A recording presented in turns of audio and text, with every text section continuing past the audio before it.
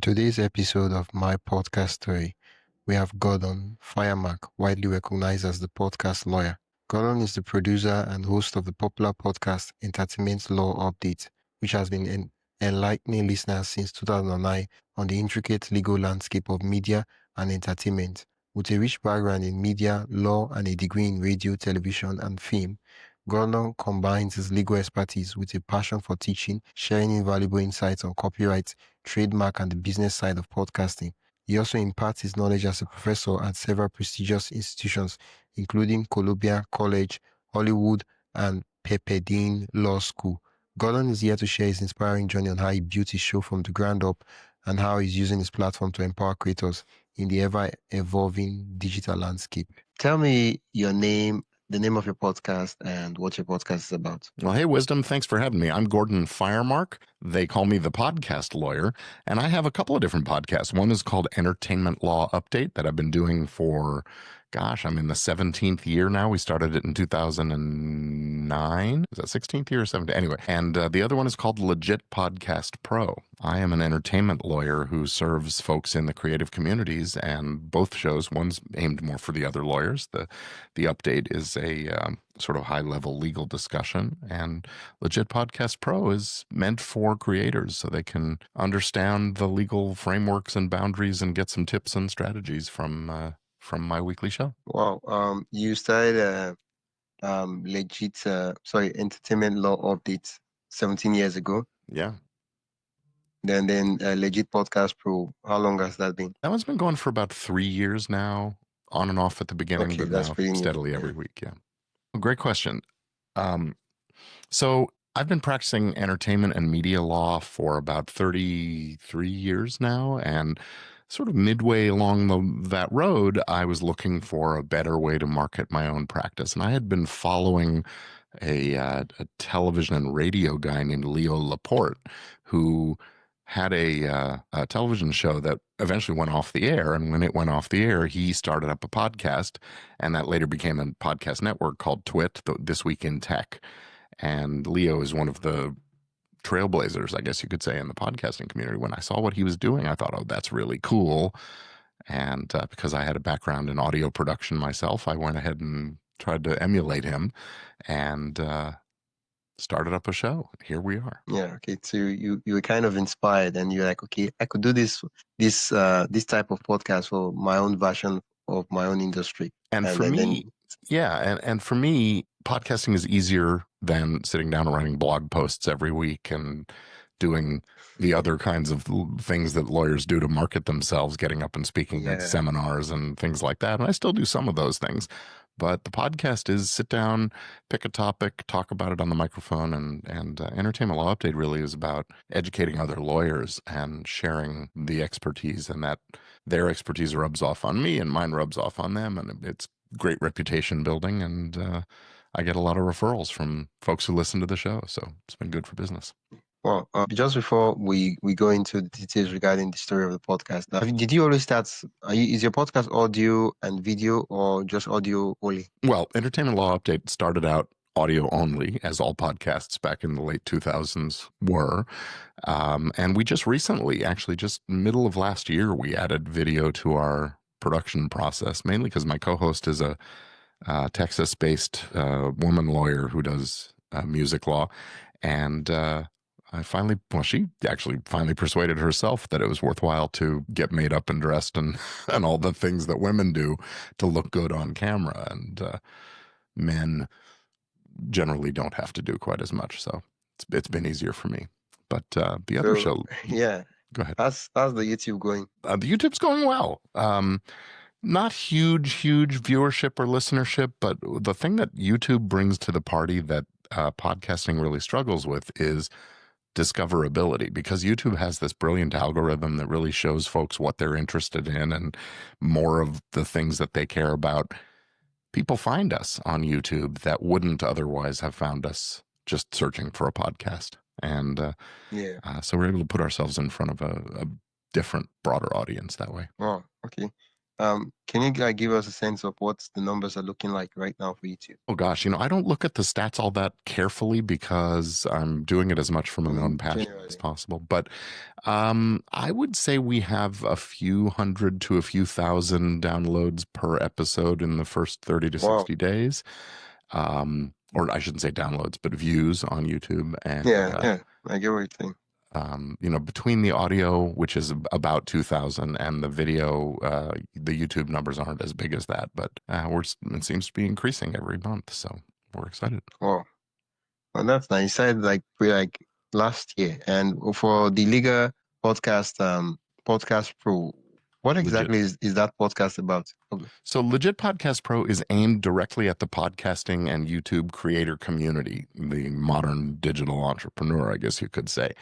And it is a weekly short form, maybe 10-minute long tip or strategy or something that has to do with the legal protection of your work in the creator economy. So we talk about things like forming, whether you should form a limited liability company to house your podcast, or how to protect your intellectual property, things like the title of your show, which could be a trademark, or how to avoid infringing on other people's trademarks, copyright protection, things like that. But also the deals that you need to think about between yourself and the team that you have on board, your co-hosts, your co-producers, your editors, everybody. And we have to do what we can to make sure that the creator owns what they think they own when they're done, so they can make the most of it and get their message out and achieve impact, influence, and income. Yeah, from what you said so far, it seems the legit podcast pro is a weekly show. Yes. I do it every And then Thursday. It's a live stream, okay. so I do it on video and audio. And Wow. I really started out just tinkering with these toys and cameras, and I like my tech stuff, so I had fun with it. And then I thought, oh well, let me share something people will use. So Yeah, you have a pretty good setup right there. I'm pretty happy with it. I wish I was close. I would have come and be using your studio for my own recording. Yeah, but I mean, technically you can't do that. I mean, we're geographically apart, so Hmm. yeah. But it looks pretty nice. I mean, just put on the camera, start your live stream, and wow, Well, yeah, everything's and going. it's all set up on a single desk, so I push a few buttons and I'm good to go. And that's part of what makes podcasting easy for me, is that it is, set it and forget it, push the button and go. And when I'm done, my podcasting style has always been what I characterize as live to drive. So I don't have a lot of editing afterwards to do. I try to do as much of the planning and editing, I guess you could call it, on the front end, so that when we're done recording, we're published within 10 or 15 minutes most times. Yeah, I mean, you spend a lot of time on the pre-production. That's immediately it's produced. You don't have to spend a lot of time on post-production. And that for me, it's something that a lot of persons need to put in place, because some persons, there's a lot of friction between having an idea and recording. Because like before they set up the camera, put things all in place, it's probably like 45 minutes, and they're like, I don't think Right. the, No, the it definitely thoughts helps alone having a just dedicated space. Yeah. yeah, just sends shivers down their spine. Uh, so far, you've been doing this podcast for 17 years. Have you been the one producing the show, or do you have a team right now? No, I've been doing it mostly myself. I shouldn't say that. I do have a team, a very dedicated team of volunteer contributors who are law students and mostly young ones. One lawyer who's older than me, but mostly young lawyers who sort of act as my research team. They spot the stories and flag them and write me summaries and those kinds of things that then become a part of the rundown, or the what we call run of show for Entertainment Law Update. And so that takes much of the work out of it. And by the way, I should say that Entertainment Law Update is not a weekly show; it's a monthly show. So Ooh, we prepare about an hour and a quarter of content per month, and it's sort of a detailed, deep dive analysis into some cases and legal developments that have come up in the field of entertainment. do you do interview with guests? No, we don't have guests on the show. It's me and a co-host. Every once in a while, we bring on someone else who is a subject matter expert who knows about a particular case or a particular development in case law, and we'll make them a part of the panel of experts on the subject, but we don't treat them exactly as an interview guest. Yeah. So from what you said so far, it appears that the people that you have as your team, they're actually Mhm. helping you with research, not the podcast production. I mean, Not so research, you much could say research is part, no, not so you could much say the research production. is part of it, but not really. I mean, yeah. Yeah, I mean the research, because it's the edit first, record later. They're the ones doing some of that heavy lifting. But ultimately, when we can make our connection and start recording, it's myself and my co-host Tamara, and I'm at the controls here in the cockpit, doing Yeah. all the Yeah, production all and the publishing. tinkering and all that. So you and your host, you do in-person No, how no, do I put it? In-person hosting or virtual? it's virtual. When we started, so one of the things that I was looking for when I went looking to start the show was a co-host who would complement me. So I wanted it to be a female voice. So I was looking for a woman lawyer, and it needed to be someone who wasn't a direct competitor here in Los Angeles, where I practice. So Twitter had just started up, and there was a big community of lawyers on Twitter. And I posted, I said, "Hey, I'm looking for someone who meets these criteria." And I think I got about 20 responses from other lawyers, and 18 or 19 of those people all named this one person. So Tamara Bennett um, uh, became my co-host, and she's in the Dallas, Texas area. So we started using Skype, and I had to learn an awful lot about internet connectivity and opening ports on routers and all those kinds of things. Yeah, this was back in 2009, when you were still having to sort of hand code your RSS feeds and things. And so anyway, we got the best quality we could out of a Skype call, What you had, yeah. and that Yeah, I evolved mean into using some other tools. those days were brutal. Yeah, yeah. But now we're using, That actually, we do Zoom calls. We use a software tool called Ecamm Live, which is a Mac software, yeah. and she calls into a Zoom link, and we've done what we can to optimize the quality of the Zoom call, and then I'm recording it here on my end and able to publish it very quickly after that. I'm curious to know what is the setup like? What I mean setup, like what tools are people using for the podcast? What apps, softwares that people are paying for monthly that you use for the podcast production? For the podcast You mentioned production, Zoom. Yeah. yeah, I use Ecamm Live, which has a built-in integration with Zoom, so it Okay. actually is the Zoom connection, and it does the recording, and it allows me to do different camera angles and create what is essentially a television show on screen, and from there I take the recording, and when we're finished, and I run it through a tool called Auphonic. It's Okay. I know Phonic. Auphonic, yeah. Yeah. And it does a beautiful job of sort of cleaning up and sweetening the audio, get rid of Leveling any up. Yeah. noise, and bringing up the levels to even them out. And and then that directly transmits the file both to YouTube and to our podcast host, which is Libsyn for that show. And basically, it's published within a few minutes. I upload it to Auphonic and tell it to start, and it does its thing. And then meanwhile, my virtual assistant, a gal who's in the Philippines, has prepared the show notes from that run of show document that I was telling you about. And the show notes then are in, it's a Google document, and she turns that into a blog post. And by the time the audio file is done, the blog post is ready to go, and she clicks publish, and we're off to the races. Wow. Oh. When I was hoping to hear something about a video editor. You said you guys are on YouTube. when we have to edit, and again, I try not to. Most of the editing is done sort of live to drive in that Ecamm tool, so I can switch cameras and things like that. But if we have a mix-up or we need to edit something in or out, I use DaVinci Resolve, which is a free tool that is very, very high quality. It's put out by Blackmagic, the people who Yeah. make Yeah. the cameras, and it's a fantastic tool, and definitely more tool than I need for this particular project, but it works. Yeah. Yeah. Wow. Wow. So what would you say is like the cost, plus or minus, including the virtual assistant and everything, both the persons, the apps, the softwares and tools that you pay monthly to produce the both podcasts? Oh gosh, it really isn't a lot. I mean, I try to use free software tools when I can. So DaVinci, Okay. um, the Libsyn account is what, 15 something dollars a month. The YouTube doesn't cost anything. The Ecamm Live software, gosh, I can't remember, but it's $150 a year or something like that. And, so other than the initial investment in microphones, cameras, lights, those kinds of things, I would guess maybe $100 a month. Oh, the virtual assistant she costs me about $100 per week for that. And she does a lot more than just work on the podcast. Yeah. I'd say it's $100 an episode, maybe less. Okay. I mean, Very you don't affordable. produce a lot of shows. You produce like the entertainment is like every month, and then Legit Pro is like 10 minutes or so every week. So it's not like a lot of productions. The cost is kind of like minimal. Hey, just a quick break. If you enjoying the insights so far and want even more behind the scenes ideas, inspiration, and tools for growing your own podcast, join my email list at mypodcaststory.com/join.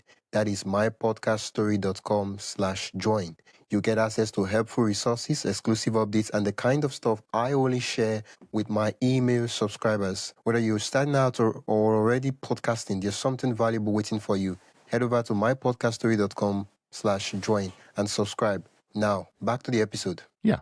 I mean, honestly, the biggest cost is my time taken away from my law practice. So, but that's, it's marketing time. So I count it as, it counts as work.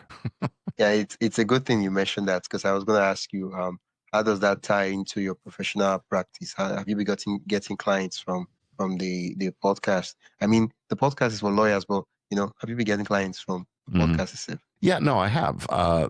So Entertainment Law Update is good. It is intended for other lawyers, but they're a good source of business because not all of us practice in the same area and do the same kind of work.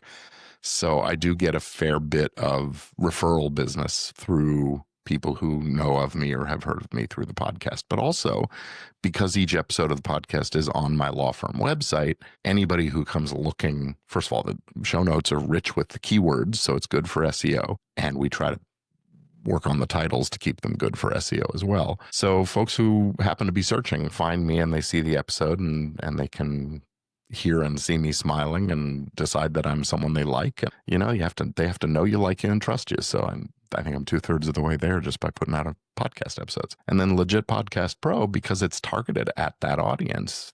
Folks are calling me every week saying, hey, I saw this episode about that. And, can you help me register my trademark or form my LLC or bring on my staff or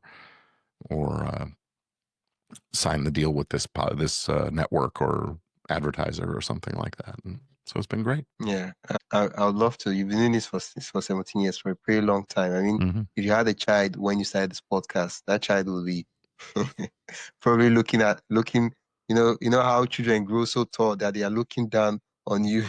Like the child will be so tall right now, probably 17 years or going to 18 years. Like that's like, ready to move out of the house and stuff like that. How has over the course of when you started, what have you kind of learned regarding podcasting personally, not just business wise, that you kind of like learned about yourself and podcasting too? Well, one thing I've learned about myself is that I actually love the sound of my own voice. Not to be too egotistical about it, but I really do enjoy. And for me, it's the same as my purpose in helping other people to create their messages so they can have an impact and achieve some influence. And I think it's great for me as well to do that. I'm changing the world one listener, one viewer at a time. If I save somebody a big headache, I consider that time well spent. One of the things I have learned and producing these shows all these years is that it's easy to make a podcast and it's hard to make a really good podcast. I think I'm on the right path toward the good one, but it's definitely a lot of work to make it. You say good podcast. Well, like, can you speak in terms of in concrete terms? What does it mean? What does a good podcast mean? Concrete terms are hard, but I'll try. When I say it's easy to make a podcast, anybody can turn on a recording device or a camera or a microphone and speak for 10, 15 minutes or an hour or whatever it takes. Delivering real value, that is coming up with something that people need to hear, convincing them that they want to hear it and getting them to actually click on it and listen, those are hard. A really good podcast is one that achieves the goal of A, finding its audience, B, providing value that is something that they can benefit from or need. And that may be as simple as entertaining them. It may just be that, I need to laugh. So give me an hour of joking around that makes me smile and laugh along as I'm on my commute or whatever. Or it may be something a little more concrete and businessy or whatever. Or maybe it's, just getting the juices flowing so they can create things. All of that is value in my book. Doing it in a way that audiences appreciate and come back for. That's really what I would say a good podcast is something that they keep coming back for more. Over the course of 17 years that you've been podcasting, have you ever had a message from your listeners? Yeah, we hear from listeners, I won't say every episode, but with enough frequency that we kind of know who's out there and what they're doing. And what's fun for me actually is if I go to a conference or I go to a bar association meeting, and I'm very fortunate and blessed actually as a result of the podcast, I get invited to speak at bar association events all over the US, not just here in LA where I live. So I'll go to Dallas or I'll go to Atlanta and people will come up and say, "Oh, it's so nice to meet you. I've been listening for years." Or "I just discovered your podcast the other day and I listened to that episode and it was fascinating what you said." And the other fun thing is I have a few people who call me pretty regularly saying, "Gordon, you got it wrong," or "You missed the boat about this point that you made on the show," or whatever, or "You didn't think about this aspect." And so that gives me something to bring up on the next episode. Hey, Michael mentioned this and have to acknowledge that. Thanks for the great tips. Keep them coming, that kind of thing. So you get the engagement. Yeah, you mentioned that you get some speaking gigs by virtue of the podcast. So can you take us back a bit? Can you remember the first speaking gig you ever got from the podcast? First speaking gig I ever got from as a result of my podcast, I think was in 2013, or maybe it was, how old was my daughter was born, it was 2010. She was a baby. And I remember this because she came on the trip with us. We went to Minneapolis where I spoke to the Minnesota Bar Association about entertainment law. And I gave a talk about new technology and how podcasting was helping my practice. And so I'd only been doing the podcast for a year or two at that point. But it was, it was great. They flew me out. And did they reach out to you? Or you reached out to them? Yeah, the fellow who was putting together that particular weekend program was a listener and had heard about me, I guess, through the podcast, and reached out and asked me to give a talk. And did I have any topics I thought would be good? And so I was able to sort of make my own plan, and it worked out nicely. Yeah. After that, how long did the next one come?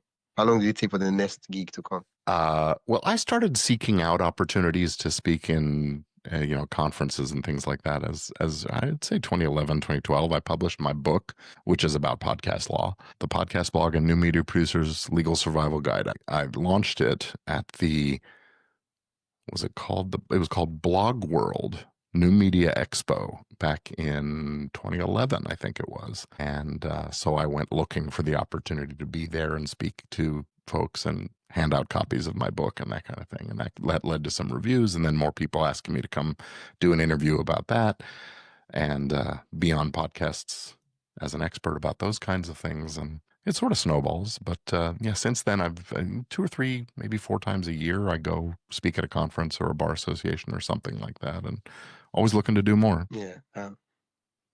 Would you say your podcast is monetized? Is monetized? Yeah. It depends on how you define monetizing a podcast. What do you decide? Do you define monetizing as? Yeah. Well, I mean, look, there are lots of different ways to make money using a podcast. The podcast itself is not a revenue generator. I would say it's at best sort of revenue neutral because, as I said, the cost of making it isn't very high, less than maybe $100 or $150 per month. And over the years, we have had sponsors who've come on and either worked with us as an affiliate thing where people listened and clicked a link, we would get some money, or just paid us upfront for a certain number of ad spots and things. And so it's sort of broken even in the last few years. But the real way I make money with my podcasts is I treat it as part of my marketing. It's my marketing expense, essentially. So if I have new business come in and they've heard about it from my podcast, then it's monetized in that regard. But it's not traditional sponsorship or advertising kind of money. Yeah. I'm quite shocked why every time I say monetize, people always think about ads and sponsorships. Yeah. I mean, monetize simply means is your podcast making money. Hmm. Yeah. So if you're getting clients, if you're getting gigs, I mean, what else would one look for? Yeah. Yeah. So I would say if my podcast making money, it's not Yeah. making money directly. In fact, it's losing money, but it's making me money because the money comes into my private business as a result of the podcast. Yeah. Yeah. Yeah. I mean, it's like okay, I'll give an example now. Mhm. Let's say you had the opportunity to speak at events, Yeah. right? And for every event you speak at, you probably get maybe 5 or 10 clients, right? But the events managers, they don't pay you for speaking at the events, right? Yeah. In But fact, I have for to every pay for event plane ticket, and a hotel and yeah, all you do those things. everything. Yeah. Yeah, but for every event you go to, you close Mhm. a minimum of 5 clients that come on your whatever service you offer. Now, for me, that's monetized. Like, Yeah. I know that they are not paying me, but like as long as the 5 clients that are coming at the end of the day when I do the plus and minus, I'm breaking even and you're probably making profit. That's monetized. Yeah. Probably Well, YouTube. yeah, Yeah, probably, it's definitely a positive beneficial thing. It's sort of like asking somebody, well, I see you put these posters for your business up all over town. Are the posters making money? Well, no, but the business is making money because I put up the posters. The same thing with a podcast or a newsletter or a blog, all these yeah. things. It doesn't have to be directly monetized to be a valuable proposition. Yeah, but there could also be instances where the posters could not be making money, where you put posters and all your clients, you ask all of them, how did you hear about me? None of them say, I saw your poster. And then Yeah, you're like, whoa, I've been doing this for like 3 years, 4 years. Nobody has ever said that they saw my poster. They don't even know if I do posters. Like, you do poster? I'm like, oh, right. seriously? I've never seen that stuff. I'm like, wow. So it means that that poster is not making money. I don't know what you're doing, but dude, we probably need to pause that thing for now and Mm-hmm. then do something else. Yeah. Now, there are Wow. lots of podcasts that do make money from traditional advertising, sponsorships, things like that, or the affiliate. Honestly, that's an underrated method of making money. If you've got an audience that listens and likes what you have to say, and you recommend a product, they're going to take it seriously. They're going to go purchase that product. So it's great. Yeah. Yeah. Well, you've been doing this for 17 years now. Mhm. And what else do you have? Are there some lofty plans or lofty ideas you have for, Lofty plans. for the future? Someday I will retire from the daily practice of law, but I'll keep podcasting. Yeah. Yeah. I've got kids to put through college. That someday is not coming anytime soon. but there will be a day when I can sit down here in the studio and just do my podcasts and record shows and not worry about whether it brings in business and just enjoy sharing my thoughts and ideas and wisdom with folks. And I'm blessed to be able to do that now, but I do have to stop sometimes and do the work. So Yeah.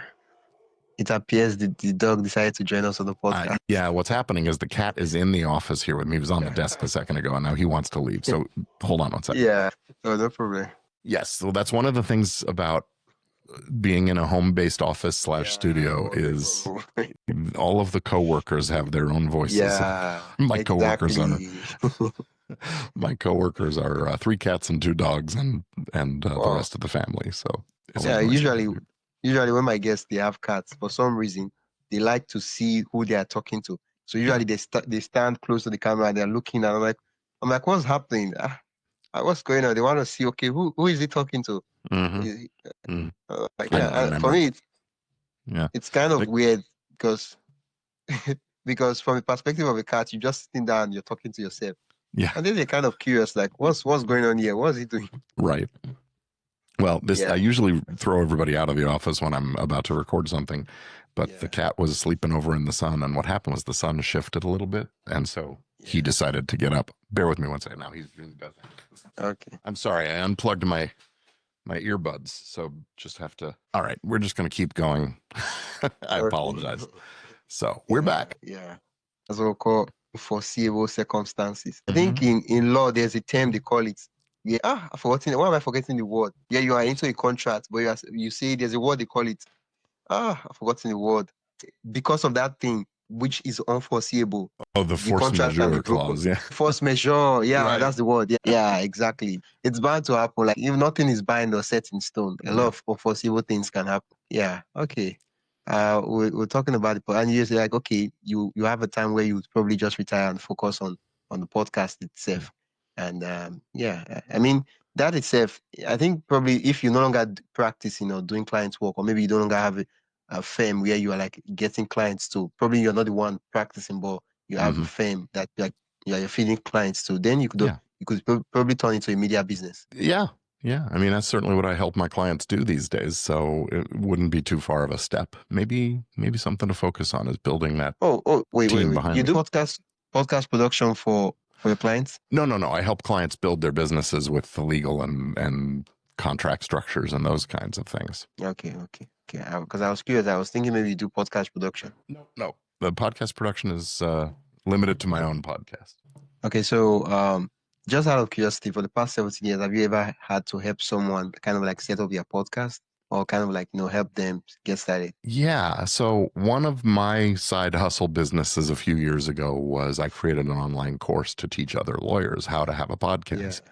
It never sold particularly well, and by now the technology has changed enough that I'd have to redo it, the whole thing. Yeah. But they are, the lessons are out there, and I've helped a few friends get started in those kinds of things over the years.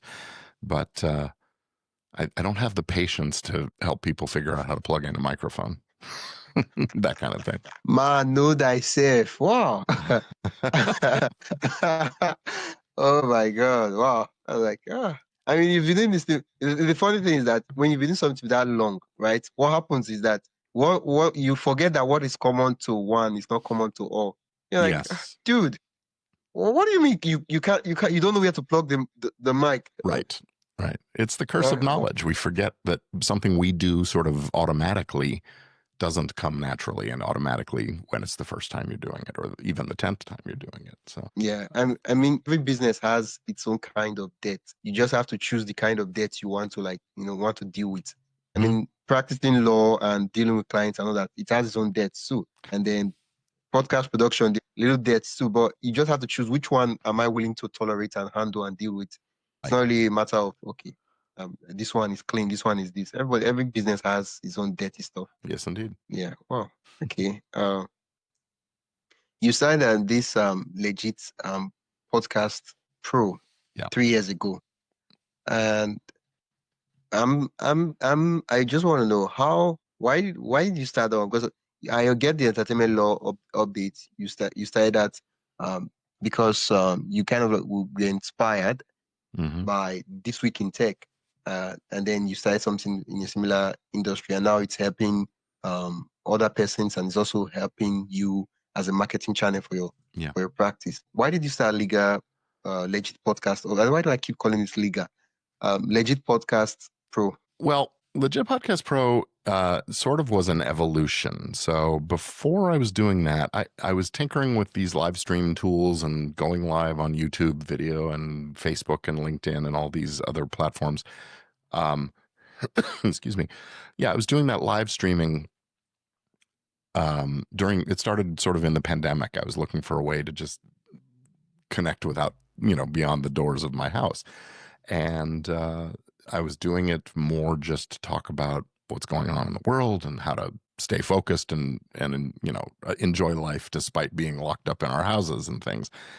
And then I realized as I was as the pandemic was winding down and people were getting out and about a little more, that this would be useful for to market my services as a lawyer, but also I have an online course for the do-it-yourselfers who want to get their legal stuff done. And so how do you get more people interested in that? I'm looking for a marketing tool. So it evolved, and I officially launched it as, I think I first called it the Podcast Lawyer Speaks or something like that. And then the branding around everything shifted to Legit Podcast Pro, and here we are. Nowadays, I'm sort of wishing I had made it Legit Creator Pro or something, because I'm speaking to the folks who are doing video as well, not just audio podcasts. Yeah. I mean, you can always change it. It's not set in stone. You can always change it. So it's sometimes when I see people beat themselves over the name or the stuff, and I'm like, dude, you can like human beings themselves. They grew up to like 40. They change their legal name and they do all the affidavits, all the stuff and all that, and they change their name, and Yeah. it's binding. Yeah, let alone a business that's just, or probably a podcast that's probably not a trademark or even set in stone. You've not even registered it anywhere. You can just go to the podcast dashboard and do the editing, and boom, Hmm. you have a new name. And so it's not really big, or it's not really a big deal like that. And Yeah. yeah, yeah. Wow. So I'm curious, how did the course do? Like the course you launched, the podcast course you launched? So my course, I have several courses. The one we're talking about here is called Easy Legal for Podcasters, and it's been around for a few years. It's doing nicely. It's not huge, but it's I bring in, I do a webinar or something like that every month or so, and I bring in a few new clients and folks like that. But again, being visible, talking about those things also convinces some people, gosh, I don't want to do it myself. I want to hire you as a lawyer. So it's great for overall for business and revenue.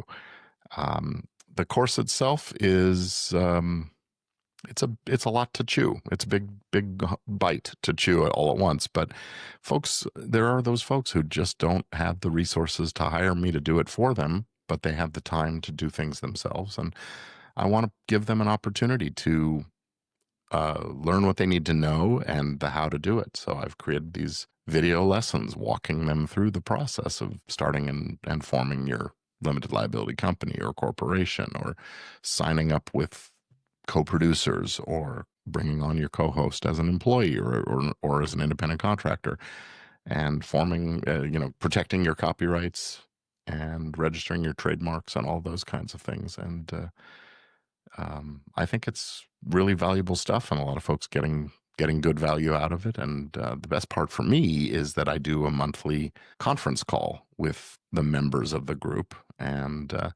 we'll have anywhere from 6 to 10 or 12 people come into this monthly Zoom call, usually after hours on a weekday or sometimes on a weekend. And it just becomes a great camaraderie conversation. I'll answer some questions Yeah. and give everybody else opportunity to sort of brainstorm and help each other out, and like almost like a mastermind group, if you're familiar with that Yeah. concept. It's it's really positive, and again, a great way to. I love to teach also, so it's a great opportunity. Now the cat is whining. I'm going to let him out. Hang on 1 sec. He finally left the room, so Yeah. he won't bother us again. He's tired of your shenanigans. And I have his. Okay. That makes two of you. I have these Okay. felt panels. You see the panels on the back wall. I have some more on Yeah. the door here, and he was scratching at them, and he pulls them off. Yeah. So I'm glad he's gone. Yeah. Okay. Earlier on in the podcast, you mentioned that you had, before you started your podcast, you kind of had an audio background. What does that mean? Like, can you give us like a highlight of what you meant by that? Well, it ties into my whole interest in the field of entertainment going back to a very early childhood. When I was 5 years old, I was exposed to theater in my school. I went to a school that was kindergarten through 12th grade, and the high school kids, the 12th graders, were doing a play, and they brought the kindergartners in to watch a dress rehearsal, and I got mesmerized the moment the lights came on and the curtains went up, and so I decided theater was going to be my thing. And that followed me all the way into university, where I started as a theater major, and that led me into radio, television, and film. I had been working in theater professionally as a sound engineer and a stage technician, so I was familiar with microphones and cords and mixers and recording and all those kinds of things. And by the time I finished college, I was ready to go into television production. But at the time, the Writers Guild went on strike shortly thereafter. And so that was sort of my moment of truth when I thought about what am I going to do with my life. And someone had mentioned that maybe law school was something I'd be good at. And I went ahead and took the admissions tests and got in and started law school. So, um, but I never really let go of the interest in theatrical stuff and Entertainment. Yeah. and so connecting computers, which was another sort of hobby of mine, with microphones and figuring out ways to publish the content, it was a natural evolution for me. Yeah. So that was kind of like unfair advantage for you when you started. Yeah, exactly. Yeah. On a final note, what would you have to say to people who are just getting started, who probably they've abandoned their podcast for maybe the past 5 to 6 months, and they're listening to this now, and they're like, okay, yeah, that sounds nice. What would you have to tell them if you could, like, maybe you had a one-on-one with them and you could give them an advice for 30 to 60 seconds? What would you say to them? I would ask them to really get in touch with the reason why. Why are you doing this? And dive deep. Don't just answer it with one answer, but when you get that answer, ask again, why that? And I call it a 7-layer dip into your why. Keep asking until you Yeah. get to the real root of why you're doing this thing. What is it you're trying to accomplish? Who are you trying to help? What is the problem they have? And also, I'd recommend asking your intended audience those questions deeply. You know, if you could wave a magic wand and make something change, what would that be? What can we do to make it easier for you? Whatever it is we're talking about, or how can we serve? And if you know your answer to those questions, providing value becomes a lot easier because you don't have to guess. Yeah. Thank you so much, Gordon, for coming on the podcast and for sharing your podcast story.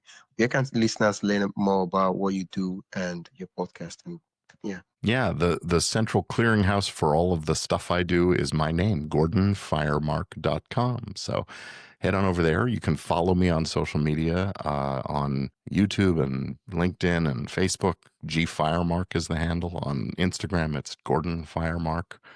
But I'm fortunate. There aren't too many firemarks out there. So Yeah. come find me and reach out, DM me or send me messages, and I'd love to be in touch. I think it's a huge digital flex to have your name, your full name as a .com domain. It means that when people just search for you, you basically rank, your website basically ranks, and it's easy to find you. Wow, that's Indeed. nice. Yeah. Once again, thanks so much for coming on the podcast, and your story is quite inspiring. Well, thank you, Wisdom, for having me and letting me share my wisdom with you, Wisdom. That's it for today's episode of my podcast story. I am Wisdom Okonkwo, and I hope this conversation sparked new ideas and gave you a deeper look into the heart of podcasting. If you've loved this episode, consider supporting the show by buying me a coffee at buymeacoffee.com/wisdomhq. Every bit helps keep the stories going. And hey, don't forget to follow, rate, and share this podcast with another podcaster or creator who would find it helpful. Thanks again for listening, and I'll catch you in the next episode.